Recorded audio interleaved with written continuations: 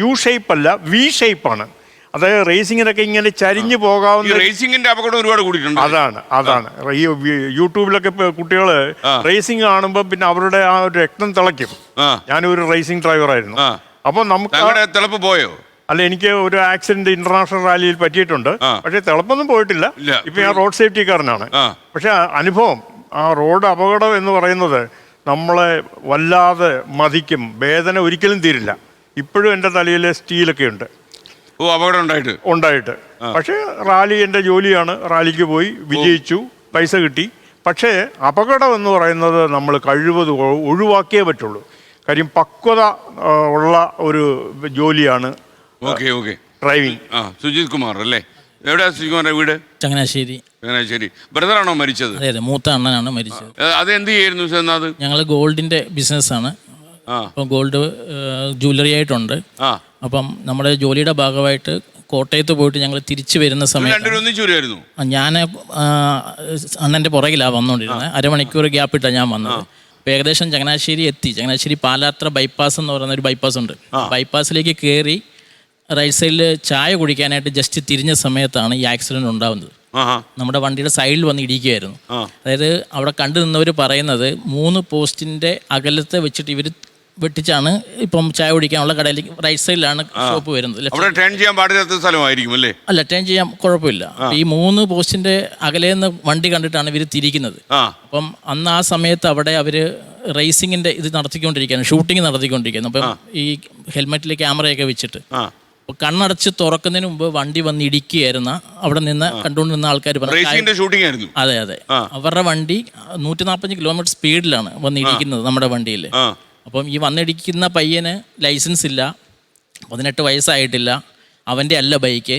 അപ്പോൾ ആ വന്ന് ഇടിച്ച ഇടിയിൽ 2 പേരും തെറിച്ച് വീഴുമായിരുന്നു. എൻ്റെ അണ്ണനും നമ്മുടെ കൂടെ ഉണ്ടായിരുന്ന അണ്ണൻ്റെ കൂടെ ഉണ്ടായിരുന്ന അണ്ണനും 2 പേരും തെറിച്ച് വീഴുമായിരുന്നു.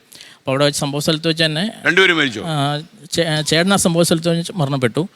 പിന്നെ കൂടെ ഉണ്ടായിരുന്ന അണ്ണൻ ഹോസ്പിറ്റലിൽ എത്തിയപ്പോഴാണ് മരണപ്പെടുന്നത്.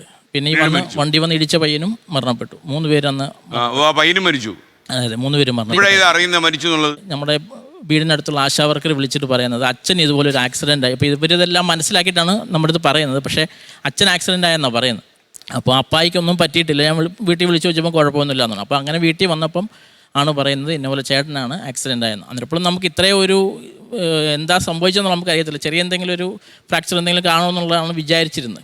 അങ്ങനെ ഞങ്ങൾ ചെത്തിപ്പുഴ സെൻറ്റ് തോമസ് ഹോസ്പിറ്റൽ ചങ്ങനാശ്ശേരിയിൽ അവിടെ ചെല്ലുന്ന സമയത്ത് ഒരു ഭയങ്കര ജനവും പോലീസ് വണ്ടിയും ആംബുലൻസും പിന്നെ നമ്മുടെ ചേട്ടൻ്റെ എൻ്റെയും കൂട്ടുകാരും എല്ലാവരും ഭയങ്കര ഒരു ഭീകരമായിട്ടുള്ളൊരു നമുക്ക് ആ ഓർക്കാൻ തന്നെ നമുക്കൊരു മടിയാണ്. ആ സമയത്ത് ഞാൻ കയറി പോകുമ്പോഴാണ് എന്നെ ഒരു പോലീസുകാരൻ വിളിച്ചിട്ട് ചോദിച്ചു, നിങ്ങൾ സഹോദരനാണോ എന്ന് ചോദിച്ചു. ഞാനാണെന്ന് പറഞ്ഞപ്പം എൻ്റെ അടുത്ത് പറഞ്ഞു SP അവിടെ നിൽപ്പുണ്ട്, സാറിൻ്റെ അടുത്തോട്ട് വരാൻ പറഞ്ഞു. അപ്പോൾ സാറിൻ്റെ അടുത്തോട്ട് പോയപ്പോൾ തന്നെ എൻ്റെ ചോദിച്ചു നിങ്ങൾ സഹോദരനാണോ? അപ്പം ചേട്ടൻ കൊണ്ടുകൊണ്ടിരുന്ന ബാഗ് ഇരിപ്പുണ്ട്, വണ്ടിയുടെ മുമ്പിൽ ഇരിപ്പുണ്ട്. അപ്പോൾ എൻ്റെ അടുത്ത് ചോദിച്ചത് ചേട്ടൻ്റെ ആണോ ബാഗ്? അപ്പോൾ ഞാൻ പറഞ്ഞു അതെ. അപ്പോൾ ഞാൻ പറഞ്ഞു സാറേ എന്ത് സംഭവിച്ചെന്ന് ചോദിച്ചപ്പോൾ എൻ്റെ അടുത്ത് പറഞ്ഞു ആൾ പോയി എന്ന് പറഞ്ഞു. പക്ഷേ ഞാൻ ഇപ്പോൾ പറഞ്ഞു സാറേ അങ്ങനെ പറയരുത് എന്നും പറഞ്ഞ് ഞാൻ അകത്തോട്ട് കയറി പോകുമ്പം ചേട്ടനെ പുറത്തേക്ക് കൊണ്ടുവരിക. അപ്പോൾ ആ സമയത്ത് ഞാൻ ചേട്ടൻ്റെ പുറത്ത് ദേഹത്ത് തട്ടി നോക്കുമ്പോൾ തന്നെ ആ ചൂട് മാറിയിട്ടില്ല. ആ ആക്സിഡൻറ്റ് നടന്ന് ഏകദേശം ഒരു അരമണിക്കൂർ പോലും ആയിട്ടില്ല. അതിന് ശേഷമാണ് മറ്റേ കൂടെ ഉണ്ടായിരുന്ന അണ്ണൻ ഹോസ്പിറ്റലിൽ വെച്ച് മരണപ്പെടുന്നത്.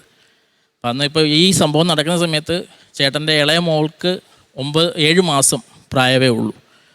ഇപ്പോൾ ആ കുട്ടി വലുതായി, ഇപ്പം 4 വയസ്സായി, ഇപ്പോൾ LKG പഠിക്കുന്നു.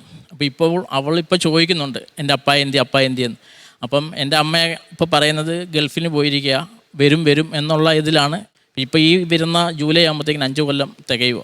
അപ്പോൾ നമുക്ക് പറയാനുള്ളതെന്ന് പറഞ്ഞാൽ ഇപ്പം ഈ വണ്ടി ഓടിച്ച് പാഞ്ഞ് നടക്കുന്ന അവർക്ക് കുടുംബത്തിനെ പറ്റി ഓർക്കണ്ടായിരിക്കാം. പക്ഷേ ഈ വന്നിടിച്ച് ഇങ്ങനെ എന്തെങ്കിലും അത്യാഹിതങ്ങൾ സംഭവിച്ച് അതിൽ പെട്ടുപോകുന്ന ആൾക്കാർക്ക് കുടുംബവും അവരുടെ കുഞ്ഞുങ്ങളെയും ഉണ്ടെന്നുള്ള വിചാരം ഓർത്ത് ബാക്കി ഓപ്പോസിറ്റ് വരുന്നവർ വണ്ടി ഓടിക്കുവാണെങ്കിൽ ഇങ്ങനെയുള്ള അപകടങ്ങളൊന്നും ഉണ്ടാവത്തില്ല.